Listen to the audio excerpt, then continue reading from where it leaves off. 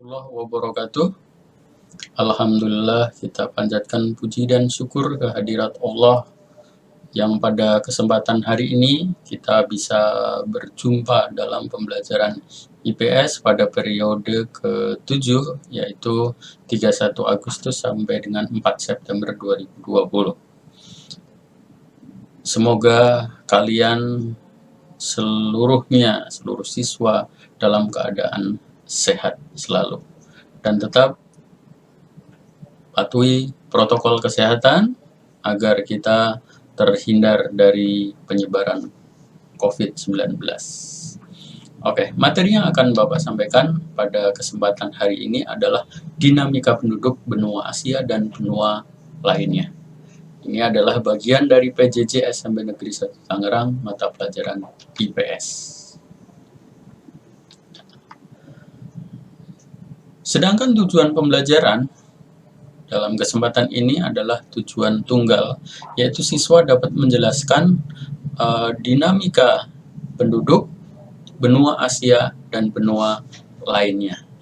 Ya, kalau kita lihat background di belakang itu sebelah atas adalah gambar peta, kemudian di samping di bawahnya adalah berkaitan dengan manusia, kemudian di samping ini adalah berkaitan dengan grafik jumlah penduduk. Nah, kalau kita ketahui di situ Indonesia adalah masuk bagian negara yang terbesar di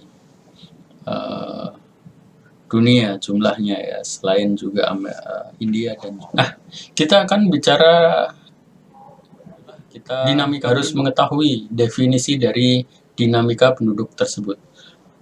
Apa sih pengertian daripada dinamika penduduk? Merupakan keadaan di mana terdapat perubahan jumlah penduduk yang disebabkan oleh beberapa faktor.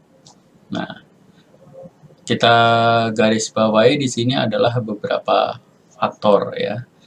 Selain jumlah penduduk, dinamika penduduk juga berkaitan dengan komposisi penduduk seperti budaya, etnis, agama, kemudian laki perempuan ataupun usia dan lain sebagainya.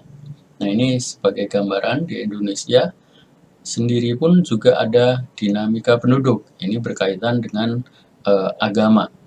Nanti bisa jadi kita bicara tentang suku, etnik, kemudian budaya dan lain sebagainya. Ya, faktor utama penyebab dinamika penduduk di dunia itu adalah yang berkaitan dengan jumlah, antara lain adalah kelahiran, biasa disebut dengan natalitas, kemudian kematian atau mortalitas, kemudian migrasi. Migrasi ini adalah perpindahan. Ya, kalau kita ketahui kelahiran berarti mengurangi jumlah, kelahiran menambah jumlah, kematian mengurangi jumlah, migrasi kemungkinan bisa menambah, kemungkinan bisa mengurangi, kemungkinan bisa tetap. Nah, akan kita lihat jenis-jenis dari migrasi yang sederhana yang kita ketahui. Kita akan bahas khusus migrasi, yaitu ada emigrasi atau perpindahan dari suatu negara ke negara lain. Yang kedua adalah imigrasi, yaitu masuknya penduduk ke suatu negara. Yang atas ini, emigrasi ini adalah keluar, E, eksternal, kemudian ini I, internal. Kemudian urbanisasi, itu adalah perpindahan penduduk dari desa ke kota, kemudian transmigrasi, perpindahan penduduk antar pulau dalam suatu negara. Remigrasi, kembalinya suatu penduduk ke negara asal. Ini adalah beberapa pengertian berkaitan dengan migrasi. Semua pertanyaan berkaitan dengan gambar ini ya. Yang pertama adalah gambar ini merupakan apa anak-anak? Ya. Yang dari faktor tadi kan ada 3, yaitu natalitas, mortalitas, dan juga migrasi. Ini adalah jelas natalitas atau kelahiran. Ya. Yang kedua, ini dengan berkaitan dengan COVID-19 itu sangat berbahaya, itu akan meningkatkan mortalitas atau kematian. Makanya kita belajar dari rumah ini adalah bagian dari pengendalian dari penyebaran penyakit COVID-19, karena kita ketahui bahwa di dunia sangat besar kematian yang diakibatkan dari pandemi COVID ini. Yang berikutnya, gambar berikutnya adalah gambar polisi atau imigrasi ya, dari imigrasi, kantor imigrasi menangkap dari orang-orang Pakistan. Nah, ini bagi Indonesia apa? Tadi kan ada emigrasi, kemudian ada imigrasi, urbanisasi, kemudian transmigrasi, dan juga remigrasi. Bagi orang Indonesia adalah tentunya adalah imigrasi, masuk, nambah penduduk di Indonesia, jumlah penduduk di Indonesia, walaupun tidak secara permanen ya. Kemudian bagi Pakistan, tentunya di sana adalah merupakan emigrasi atau keluar dari Pakistan. Kemudian jika balik ke Pakistan, maka disebut dengan remigrasi karena akan kembali ke Pakistan ya. Ini adalah berkaitan dengan jumlah penduduk sementara. Kalau itu ilegal berarti tidak masuk ke catatan ya, masuk ke catatan. Tapi kalau itu sudah menetap, itu baru bisa dikatakan hal seperti itu.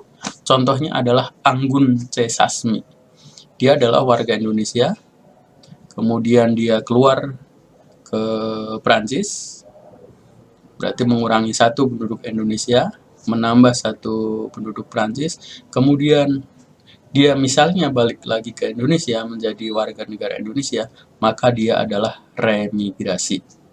Ya, itu adalah faktor-faktor yang kita bahas yang di berikutnya adalah dinamika penduduk Asia.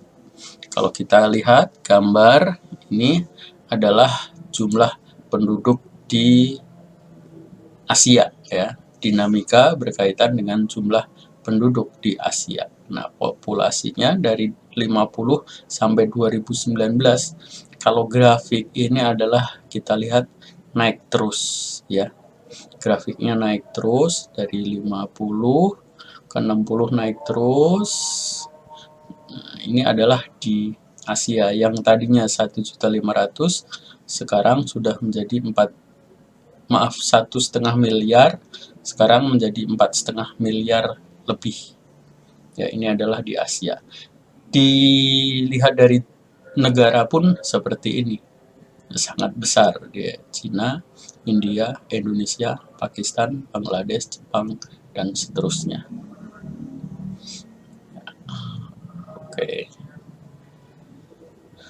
Nah, laju pertumbuhan penduduk Asia dan indeks pembangunan manusia itu rata-rata adalah mencapai 1,5 per tahun ya. Walaupun begitu persebarannya tidak merata ya di kawasan di Yaman, Suriah, Yordania, negara dengan penduduk tinggi ya, penduduk tinggi, kemudian memiliki kualitas dilihat menggunakan HDI ya. Nanti akan kita lihat HDI itu seperti apa ya di benua Asia. Kalau kita lihat ini adalah persebaran di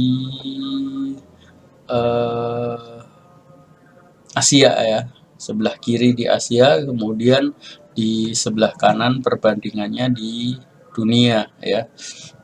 Kalau kita lihat warna ini adalah agama Buddha, kemudian Theravada, kemudian Mahayana. Mahayana itu cenderung di bagian utara, Mongolia, Nepal, Bhutan, dan lain sebagainya. Maaf, di tengah ya, di tengah. Kemudian Hindu, kita lihat di India, India atau Asia Selatan, kemudian juga Indonesia khusus mungkin di Pulau Bali, kemudian berikutnya di sini ada Konfuisme ya atau Taoisme, itu adalah di China ya, di China. Kemudian di sini ada Shinto, kemudian di sini adalah agama Islam. Jadi agama Islam ditandai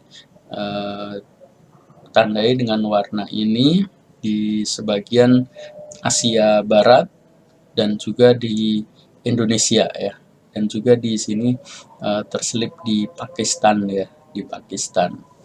Ya, ini adalah persebaran agama Buddha agama di Asia, di benua Asia. Ya, kemudian kalau kita lihat di dunia, perbandingannya adalah seperti ini. Kalau tadi warnanya beda ya, kita lihat legendanya berbeda, jadi untuk membacanya tidak bisa disamakan. Ini adalah Kristen, kemudian ini Islam, ya Islam, kemudian ini adalah Buddha. Di sini tidak dibedakan antara Buddha Mahayana dan juga Buddha Theravada. Kemudian ada Judaisme, atau Yahudi ya, kemudian tidak beragama, kemudian Hindu, kita lihat Hindu di sini, dan juga ada di Pulau Bali di sini. Kemudian Cina, agama Cina ya, agama Cina di sini yang tadi adalah Taoisme, kemudian ada Shintoisme dan juga lain. Dan pendapatan per kapita, namun ini diralat ya, ini adalah bukan pendapatan per kapita, tapi adalah pendidikan. Kenapa pendidikan? Karena ini kaitannya dengan IPM ya. IPM biasanya kaitannya adalah dengan pendidikan. Seperti kita ketahui bahwa Indonesia dalam tes PISA itu selalu menempati peringkat bawah. Misalnya biasanya adalah peringkat 49 dari 50 negara misalnya. Nah, kalau kita ketahui memang warnanya di sini, jadi masih tergolong rendah, kalah dengan Malaysia, Thailand, ya Malaysia, Thailand, kemudian apalagi kalau ke China ataupun ke Amerika bagian utara dan juga Eropa serta Australia, warnanya berbeda, dia ada di tinggi. Oleh karena itu, salah satu kebijakan pemerintah menghapuskan ujian nasional adalah dilihat dari sini. Ya, Indonesia akan merubah warna di peta ini menjadi warna hijau seperti Australia. Salah satu caranya adalah menghapus ujian nasional. Namun dalam kenyataannya nanti ujian nasional akan dirubah menjadi AKM, yaitu asesmen kemampuan minimal dan survei karakter. Yang kita tidak tahu kalian di kelas 9 ini akan menghadapi AKM atau tidak berkaitan dengan pandemi COVID-19. Yang jelas kemarin siswa-siswa yang lulus tahun kemarin dia ujian nasional tidak, AKM pun juga tidak ya. Dan ini nanti akan dilaksanakan pada seharusnya itu kalau di SMP kelas 8, kalau SMA kelas 11. Ini adalah yang dilakukan. Kita tunggu saja kebijakan pemerintah, apakah kalian akan melaksanakan AKM atau tidak. Dan itu adalah upaya untuk meningkatkan Indonesia di keadaan kualitasnya agar lebih bagus. Nah, berikutnya kita akan bahas tentang ras di Asia. Dilihat dari komposisi berdasarkan ras, benua Asia terdiri dari 3 ras utama di dunia. Jadi, ras utama di dunia itu ada 3. Ya, ada 3. Yang pertama adalah Mongoloid, yang kedua Kaukasoid, yang ketiga adalah Negroid. Artinya, semua ras di Asia itu ada 3.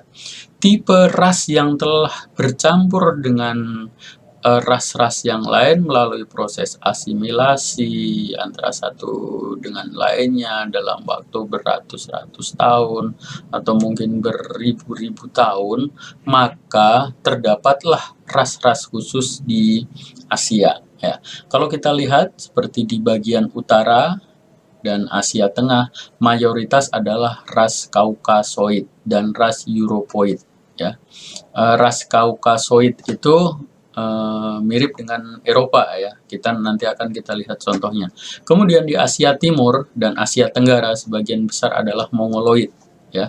Seperti kita, kemudian orang China, orang Jepang, Malaysia, Filipina itu dari postur dan juga bentuk wajah dan lain sebagainya itu adalah mirip, itu adalah ras Mongoloid. Karena kalau kita lihat sejarah bahwa orang Indonesia itu adalah berasal dari Yunan ya, dari China ya.